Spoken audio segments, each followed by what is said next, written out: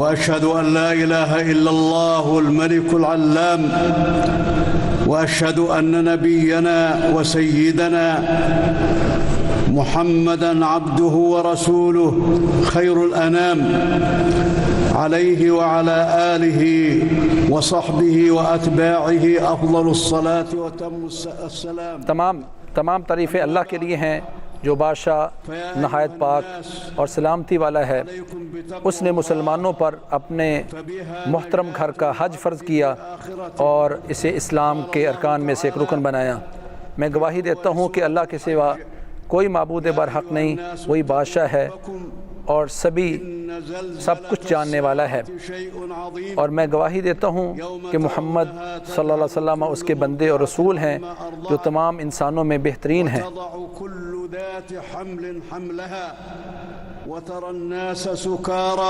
اور آپ کی آل اور اصحاب پر، آپ کے پیروکاروں پر بہترین درود و سلام ہوں۔ اما بعد، اے لوگو، میں تمہیں اللہ سے ڈرنے کی وصیت کرتا ہوں کیونکہ اسی میں آخرت کی نجات ہے۔ اللہ تعالیٰ نے سورہ حج کے آغاز میں فرمایا، اے لوگو اپنے رب سے ڈرو، بے شک قیامت کا زلزلہ بہت شدید ہے، جس دن لوگ آپ دیکھیں گے کہ دودھ پلانے والی عورتیں اپنے بچوں سے غافل ہو جائیں گی اور ہر حاملہ عورت اپنا حمل گرا دے گی۔ آپ لوگوں کو مدہوشی کی حالت میں دیکھیں گے، حالانکہ وہ مدہوش نہیں ہے بلکہ اللہ کا عذاب شدید ہے۔ اور اللہ تعالیٰ سے ڈرنے میں یہ بھی شامل ہے کہ انسان قیامت کے دن کی تیاری نیک اعمال کے ذریعے کرے، گناہوں سے بچ کر اللہ کی فرمانبرداری کر کے۔ اللہ تعالیٰ نے فرمایا، یہ اس لیے ہے کہ لوگ اللہ ہی حق ہے، وہ مردوں کو زندہ کرے گا اور ہر چیز پر قادر ہے، اور قیامت ضرور آئے گی، اس میں کوئی شک نہیں ہے۔ اللہ تعالیٰ قبر والوں کو دوبارہ اٹھائے گا۔ اور آخرت کی سب سے بڑی تیاری توحید میں ہے، یعنی اللہ تعالیٰ کی عبادت کرنا اور اس کے سوا کسی کو نہ پکارنا۔ اللہ تعالیٰ نے فرمایا، وہ اللہ کے سوا ایسے لوگوں کو پکارتے ہیں جو اسے نہ نقصان دے سکتے ہیں اور نہ نفع دے سکتے ہیں۔ اور تمہارا معبود ایک ہی معبود برحق ہے، اور اللہ تعالیٰ کی فرمانبرداری کرنے والوں کو خوشخبریاں دیجیے، اور وہ مصیبتوں میں صبر کرنے والے ہیں۔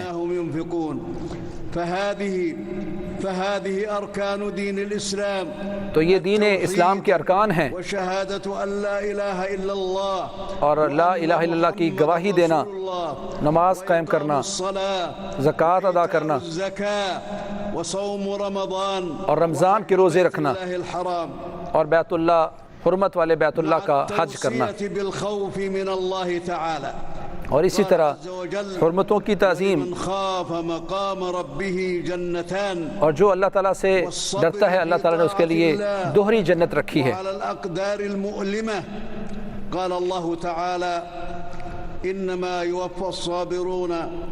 اور وہ اس دین میں صبر کرنے والے ہیں، اور جو صبر کرنے والے ان کے بارے میں اللہ نے فرمایا کہ اللہ صبر کرنے والوں کو بغیر حساب کے اجر نصیب فرماتا ہے۔ كذلك سخرناها لكم لعلكم تشكرون۔ اللہ تعالیٰ فرماتے ہیں کہ ہم نے تمہارے لیے یہ جانور اس لیے مسخر کیے تاکہ تم اللہ کا شکر ادا کرو۔ على العبد أن يؤمن بها وأن يستفيد منها۔ اور انسان پر فرض یہ ہے کہ وہ ان چیزوں پر ایمان لائے اور اللہ تعالیٰ کی ان چیزوں سے فائدہ اٹھائے۔ الذين آمنوا إن الله لا يحب كل خوان كفور، وقال سبحانه ولينصرن الله من ينصره إن الله لقوي عزيز۔ اللہ تعالیٰ فرماتے ہیں کہ اللہ تعالیٰ ان کی مدد کرتا ہے جو اللہ تعالیٰ کے دین کی مدد کرتا ہے، اور اللہ تعالیٰ ہر خوان اور خیانت کرنے والے اور کافر کو پسند نہیں کرتے۔ وبئر معطلة وقصر مشید۔ اسی طرح گناہوں کی وجہ سے اللہ تعالیٰ لوگوں کے گھروں کو برباد کر دیتا ہے، اور کتنے ہی وہ ایسے کنویں ہیں جو چھوڑ دیے گئے ہیں اور چونک گچھ محلات برباد کر دی گئے ان کے گناہوں کی وجہ سے۔ خلیلہ ابراہیم صلی اللہ علیہ وسلم، اللہ تعالیٰ نے حضرت ابراہیم خلیل اللہ پر قال تعالی حج کی الناس بالحج يأتوك رجالا ترغیب دلانے کے لیے ان کو حکم دیا کہ لوگوں کو اس حج کے لیے اعلان کر کے منادی کریں اور بلائیں، منافع لهم اور لوگوں کو اس بات کی گواہی ہونی چاہیے کہ وہ اپنے فائدے والی چیزوں میں آ رہے ہیں۔ اور جب یہ اعلان کیا جائے گا تو دور دراز سے وہ کمزور دبلے پتلے جانور وہ بھی اس حج بیت اللہ کی طرف آئیں گے۔ قدم الحجاج من كل فج عميق لأداء النسك إرضاء لله تعالى۔ حاجی دور دراز کے راستوں سے بیت اللہ کے حج کی ادائیگی کے لیے آئے ہیں اور اللہ تعالیٰ کے اس رکن کو پورا کرنے کے لیے آئے ہیں تاکہ ان کے لیے دنیا اور آخرت کی بہتری ہو سکے۔ الذي جعلناه للناس سواء العاكف فيه والبادئ۔ اللہ تعالیٰ فرماتے ہیں کہ ہم نے اس بیت اللہ کو، اس بیت اللہ الحرام کو برابر کیا ہے وہاں کے رہنے والوں اور باہر کے آنے والوں کے لیے، اور جو بھی اس میں الحاد کا ارادہ بھی کرتا ہے ہم اس کو دردناک قسم کا عذاب دیں گے۔ بإفراد الله بالعبادة وترك الشرك بالله قال الله تعالى وإذ بوأنا لإبراهيم مكان البيت ألا تشرك بي شيئا۔ اللہ تعالیٰ نے حضرت ابراہیم کے ذریعے لوگوں کو یہ پیغام دیا کہ ایک اللہ کی عبادت کریں اور شرک سے دور رہیں، کہ اللہ فرماتے ہیں ہم نے اس بیت اللہ کو ایک ایسی جگہ بنا دیا کہ جہاں وہ اعلان کرتے ہیں کہ اللہ کے ساتھ کسی چیز کو شرک نہیں بنانا، اللہ کے ساتھ کسی چیز کو شریک نہیں ٹھہرانا۔ من كل ما لا يتناسب مع مكانته فلا فسوق ولا جدال في الحج ولا شعار۔ یہاں رہتے ہوئے کوئی ایسا کام نہیں کرنا جو غیر مناسب ہو، یا کوئی شہواتی بات نہیں کرنی، جھگڑا نہیں کرنا اور گناہ کا کوئی کام نہیں کرنا، بل خضوع لله واتباع لنبيه صلی اللہ علیہ وسلم۔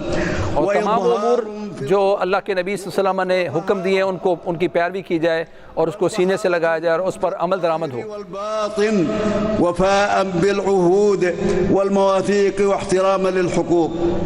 اور وہ تمام چیزیں جس کا اللہ تعالیٰ نے ہم سے وعدے لیے اور عہد لیے ہیں ان کو پورا کیا جائے اور اس کا احترام کیا جائے۔ الله عند ربه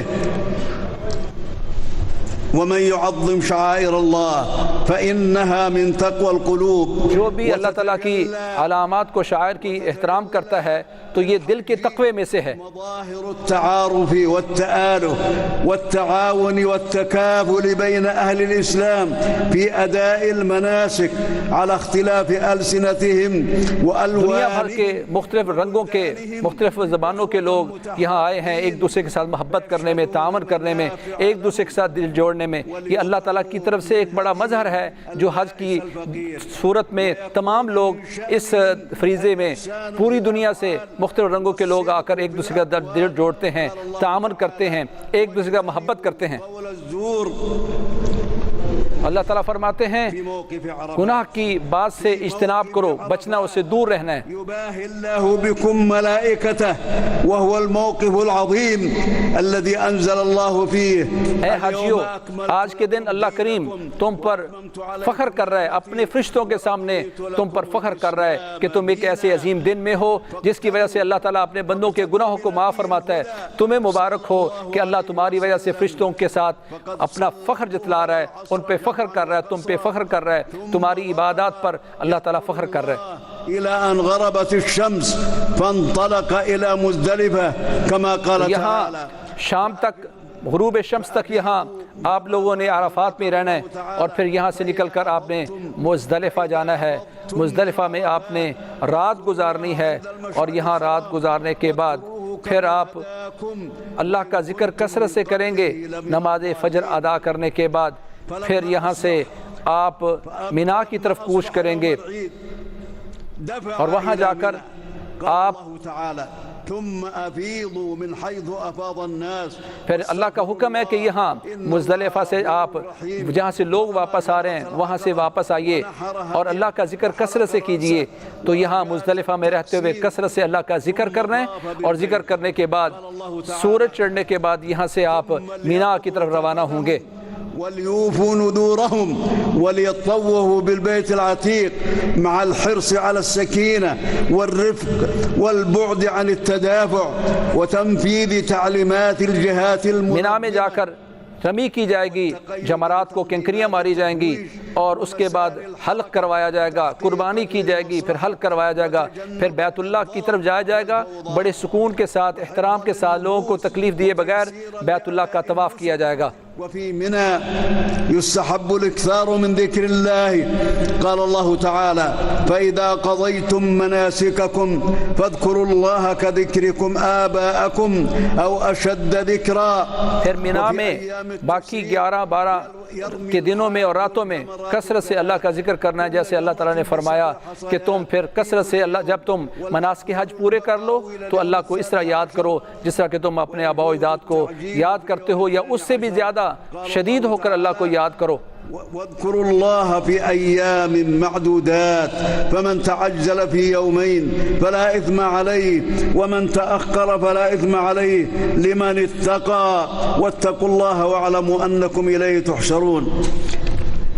وقبل السفر طواف الوداع فالله تعالى، آپ یہاں مینا میں رہتے ہوئے 11-12 کی راتیں یہاں گزاریں گے، اور اگر آپ 13 کی رات گزاریں گے تو یہ بہتر اس بندے کے لیے تقوی اختیار کرتا ہے۔ وسماكم المسلمين من قبل، تو اس کے بعد پھر طواف وداع ہوگا، اور اپنے شہر اپنے ملک واپس آنے سے پہلے آپ طواف وداع کریں گے کہ اللہ کریم نے اے لوگوں تمہیں مسلمان بنایا ہے، تمہارا نام مسلمان رکھا ہے، تو اللہ کے سامنے ایک مسلمان کی زندگی گزاریں، تقوی اور اطاعت کے ساتھ زندگی گزاریں۔ وإن من الاعتصام بالله أن يكثر المرء من دعاء ربه وخصوصا في مواطن الحج فهي مظنة للإجابة، وفي الحديث أفضل الدعاء دعاء عرفة وخير ما قلته أنا والنبيون قبلي يوم عرفة۔ تو حج میں سب سے بنیادی بات یہ ہے کہ کثرت سے اللہ تعالیٰ سے دعا کی جائے۔ رسول اللہ صلی اللہ علیہ وسلم نے ارشاد فرمایا کہ سب سے بہترین دعا عرفات کی دعا ہے، اور جو سب سے عظیم دعا میں اور مجھ سے پہلے تمام انبیاء نے کی وہ لا الہ الا اللہ وحدہ لا شریک لہ لہ الملک ولہ الحمد وہو علی کل شیء قدیر ہے۔ يدخلون جہنم داخرین۔ وقال یہ تعالی، دعا اللہ کی بہت بڑی عبادت ہے کہ اللہ فرماتا تمہارے رب نے کہا کہ مجھ سے مانگو، مجھے پکارو، یقیناً جو لوگ میری عبادت سے میری پکار سے دور رہتے ہیں وہ ذلیل ہو کر جہنم میں جائیں گے۔ تو اللہ کریم نے اپنے بندوں کو کثرت سے دعا کرنے کا حکم دیا ہے کہ جو اللہ کی دعا سے مانگنے سے دور رہتا ہے جہنم میں ذلیل ہو کر رسوا ہو کر داخل ہوگا۔ وأعدهم إلى بلدانهم سالمين غانمين فائزين۔ یا اللہ تمام حاجیوں کو سلامتی کے ساتھ، غنیمت کے ساتھ، خیر و عافیت کے ساتھ ان کے ملکوں میں واپس لوٹا، اور ان کے جو حج اور امور انہوں نے کیے ہیں، مناسک حج جو ادا کیے ہیں، یا اللہ وہ سارے کے سارے قبول فرما۔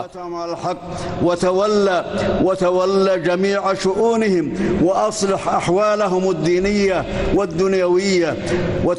یا اللہ ان کے دلوں پر حق جمع فرما دے اور ان کے تمام معاملات سنوار دے، ان کی دینی اور دنیاوی ساری حالتوں کو بہتر فرما دے۔ اللهم وفق خادم الحرمين الشريفين الملك سلمان بن عبد العزيز، اے اللہ خادم الحرمین شریفین بادشاہ سلمان بن عبدالعزیز اور ولی عہد شہزادہ محمد بن سلمان کو جزائے خیر عطا فرما، کیونکہ انہوں نے تیرے بندوں کے لیے آسانیاں پیدا کی ہیں، اور حرمین اور اس کے زائرین کے لیے انہوں نے نہایت فراخ دلی کا مظاہرہ کیا ہے۔